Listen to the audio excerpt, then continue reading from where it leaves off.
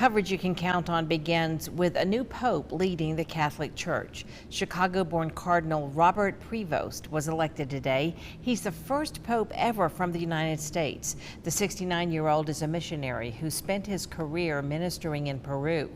The new pope has chosen the name Pope Leo XIV. He's described as being down to earth and a very kind and reserved person. Lots of local reaction to history making with the new leader of this Catholic Church. Kim Vickers is here now in the studio with more about that. Kim? Jenny, thanks. Cardinal Robert Francis Prevost of Chicago making history as the first ever American Pope. I reached out to local members of the Catholic Church to see what they think about their new leader. Just super excited. Two of my kids had come home for lunch, so it was exciting that they were here with me. It's something we have been watching to see, when this news was going to come out, and there's just an air of excitement. Rachel Balducci watched the announcement of the election of the new pope in her home, and even though it was 5,000 miles away, watching the process and the tradition has been emotional for her. One thing that's so beautiful and important about our Catholic faith is this pope is a direct line from Jesus to Peter and all the way down. And that's part of the beauty of the Catholic Church is the history of it and, like how vast it is and how far back it goes.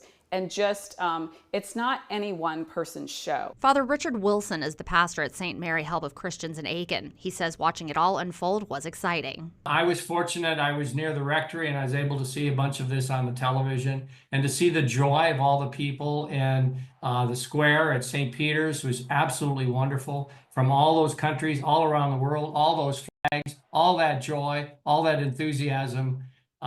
For representing 1.4 billion Catholics around the world. Neither Father Wilson or Balducci thought the new pope would be American. I mean, it's mind-blowing. I mean, I really, I saw, kind of on the list of top contenders, but, we say that, and it's like nobody really knows what's going on inside the conclave. All I can say is, I really believe that he's the man that God has chosen to lead our church in this time. Father Wilson is looking forward to the future under Pope Leo XIV, but he has just one question. And we're excited to find out also, being if he's from Chicago, is he a Cubs fan or a White Sox fan? That's what we really want to know.